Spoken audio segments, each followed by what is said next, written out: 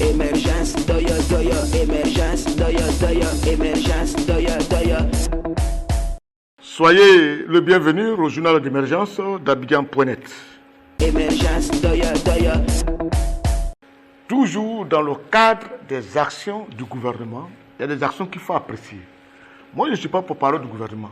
Mais quand une action est bonne, il faut l'apprécier. J'ai vu la réaction du gouvernement avec les pandémies que nous avons connues en Côte d'Ivoire. C'est-à-dire Corona, avant Corona, l'Ebola. On a vu la réaction du gouvernement ivoirien et nous avons applaudi. On a vu aujourd'hui les grands travaux qui se font en Côte d'Ivoire. Nous avons applaudi et nous sommes convaincus que chacun de nous aujourd'hui est fier d'être ivoirien. Ça, c'est très bon. Aujourd'hui, au niveau du transport, on se plaint tout le temps. Mais au niveau du transport à Abidjan, tout commence à aller. Aujourd'hui, on va tout faire arracher la population au Baka qui tue des gens. Parce que malgré la sensibilisation qu'on est en train de faire, les chauffeurs de Baka continuent toujours avec leur impolitesse, leur bagarre, faire des accidents inutiles, continuent toujours à faire des tueries. Et je pense que là-dessus, la loi maintenant doit être très dure là-dessus. Parce que les Ivoiriens meurent beaucoup au niveau du transport. Et ce qui a poussé la société, la Sotra, à étouffer encore les bus au niveau d'Abidjan pour que des Ivoiriens prennent maintenant les bus pour éviter ces camions-là qui ne font que tuer les gens. C'est en cela que nous avons apprécié l'action du gouvernement du Premier ministre qui a envoyé des bus, près de 55 bus au niveau de Bouaké. Ils ont dit 100, bientôt ça va arriver à 100. Mais déjà, 55 bus, c'est déjà très bien. Parce que Bouaké, je vous dis que Bouaké, ce n'est plus Bouaké que je voyais avant. Bouaké d'hier et Bouaké d'aujourd'hui, c'est différent. C'est-à-dire quand tu vas à Bouaké, tu penses que tu es à Sikasso, tu penses que tu es à Bourg-du-Lasso, tu penses que tu es ailleurs. Je te dis sincèrement. Un jour, j'ai dit au président, monsieur le président, Bouaké a besoin d'un plan Marshall. Mais aujourd'hui, avec l'arrivée des bus à Bouaké, je pense que la population va souffler un peu, va éviter ces taxis motos qu'il ne faut que tuer des gens, ces chauffeurs de Wororo, de Baka qui sont en Bouaké, de taxis qui sont en Bouaké, qu'il ne faut qu'ils fassent aussi des accidents pour tuer des gens. Et je pense que c'est une action menée par le gouvernement à travers le ministre des Transports. Tout ceci pour préserver la vie des Ivoiriens et arracher les Ivoiriens des mains des Baka et des taxis motos. C'est pour ça que je dis il faut continuer ce genre d'action. Une ville comme San Pedro, qui est la deuxième capitale économique de la Côte d'Ivoire, a besoin d'avoir des bus. Ça, c'est vraiment très important.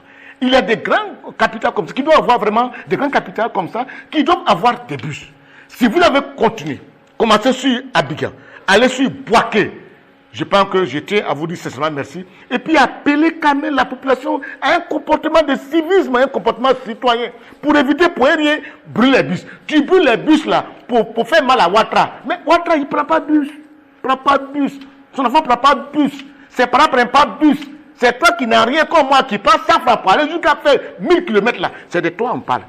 Mais vous cassez le bus là, ça ne lui dit rien du tout. Donc j'attire l'attention des gens. Vous qui êtes à Bouaké, pouvez rien vous brûler. Laissez les bus tranquilles.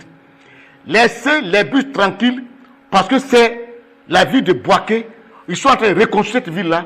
Permettez aux gens de Bouaké d'avoir vraiment les bus tranquilles, de ne pas les détruire pour faire le transport des gens. Émergence, doya, doya. Le gouvernement après cela, pensez aussi à San Pedro. C'est parce que c'est chez moi. Hein. C'est pas parce que c'est chez moi. Mais c'est parce que c'est la deuxième capitale économique de la Côte d'Ivoire que je le dis. Et San Pedro a besoin aussi d'avoir des bus. Et puis, revoyez les routes de San Pedro. Quand tu vas à Seweke, il n'y a pas de route. Tu vas aller au lac, il n'y a pas de route. Mais quand tu vas vers la route de Grand Bénébi, il n'y a rien. Tout est partout. Mais tu vas à Bardo, c'est grave.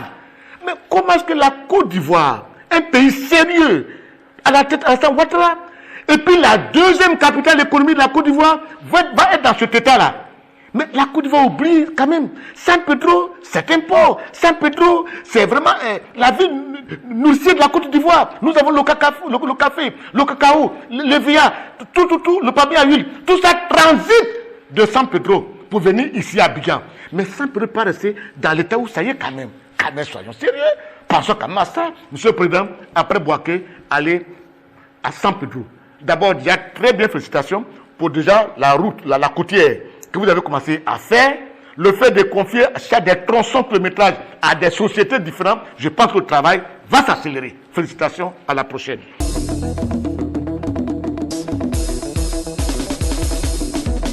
Émergence, doya, doya, émergence, doya, doya, émergence, doya, doya. doya